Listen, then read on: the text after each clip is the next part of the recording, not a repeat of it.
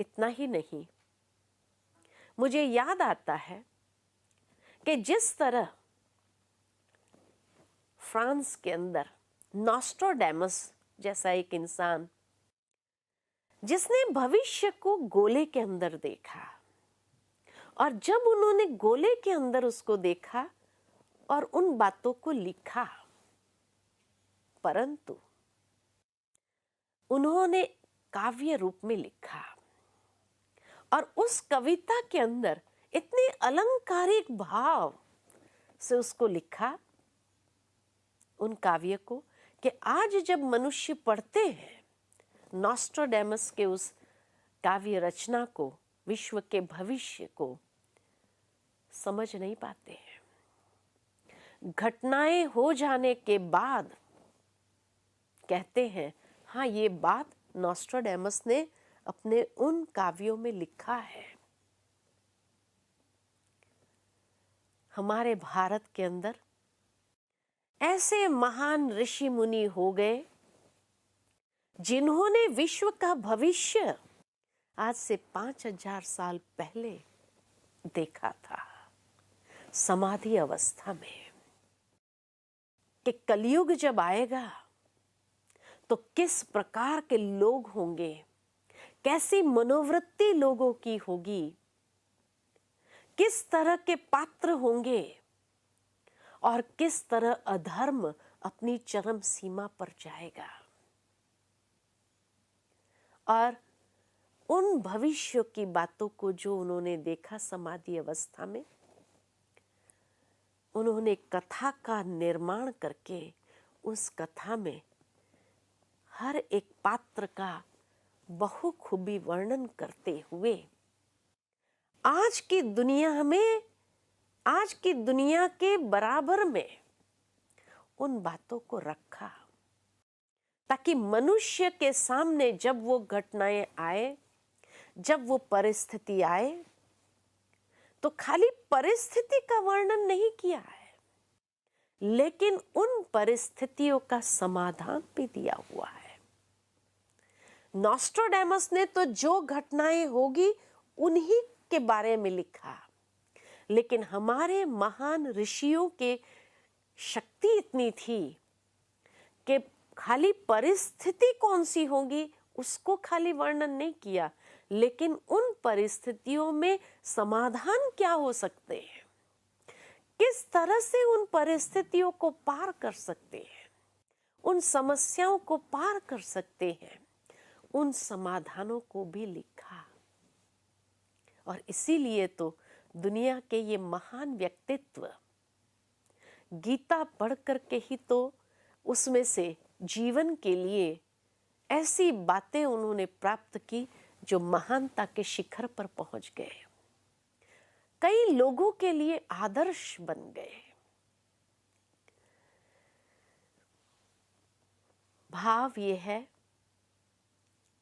कि वो समाधान महर्षि वेद व्यास जी कितने इंटेलिजेंट है, उस बात को दर्शाता है कि एक ही धर्म ग्रंथ के अंदर उन्होंने हर स्तर की समस्या का समाधान दिया है। अर्जुन की मनस्थिति को दर्शाते हुए वर्तमान समय के मनुष्य की मनस्थिति को उसी के हिसाब से जोड़ते हुए उसका समाधान दिया है, पारिवारिक स्थिति का समाधान दिया है, सामाजिक स्थिति का समाधान दिया है, राष्ट्रीय स्थिति का समाधान दिया है और वैश्विक स्थिति का समाधान दिया है। भावार्थ ये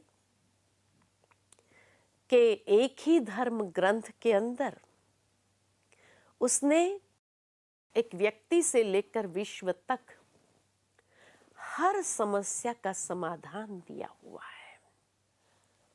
कैसे? उन्हीं बातों को अगर देखें तो अर्जुन जैसा एक वीर योद्धा जिसने अनेकों युद्ध अकेले हाथ जीते, परंतु जब महाभारत का समय आया तो वह इतना उदास हो गया, निराश हो गया, हताश हो गया जिसको आज की दुनिया में कहते हैं डिप्रेशन की स्थिति या नर्वसनेस की स्थिति। और जब उसने अपने हथियार छोड़ दिए, भगवान से विनती करने लगा कि हे प्रभु, मैं ये युद्ध नहीं करना चाहता हूं, उस समय क्या कहेंगे? क्या अर्जुन का सेल्फ कॉन्फिडेंस खत्म हो गया? जिसने इतने युद्ध अकेले हाथ जीते, इतना शक्तिशाली, क्या उसका सेल्फ कॉन्फिडेंस कभी खत्म हो सकता है? लेकिन ये नर्वसनेस क्या बताते? क्या उसका सेल्फ कॉन्फिडेंस खत्म हो गया? भगवान उसके साथ थे, विजय उसकी निश्चित थी। उसके बाद भी ऐसी मनोदशा, तो क्या भगवान पर भरोसा नहीं था? न आत्मविश्वास कम हुआ था, न भगवान पर भरोसा कम था। महर्षि वेदव्यास जी की मन की कल्पना का विस्तार देखो कि अर्जुन की ये मनस्थिति को दर्शाते हुए उन्होंने आज के मनुष्य की मनस्थिति को बड़े स्पष्ट स्वरूप से दर्शाया है। 5000 साल पहले उन्होंने समाधि अवस्था में देखा था कि कलयुग में मनुष्य की मनोदशा किस प्रकार की हो जाएगी। जीवन एक संघर्ष है और जीवन के संघर्ष में कई परिस्थितियां, कई बातें आती है जिसको मनुष्य अकेले हाथ पार करता है। लेकिन जीवन के कई मोड़ ऐसे भी आते हैं जब व्यक्ति उदास, निराश, हताश हो जाता है। सारी क्षमता होने के बावजूद भी शायद वो अपनी प्रार्थना में भगवान से यही कहता है कि हे प्रभु, मैं ये युद्ध करना नहीं चाहता हूं। ये संघर्ष कब तक?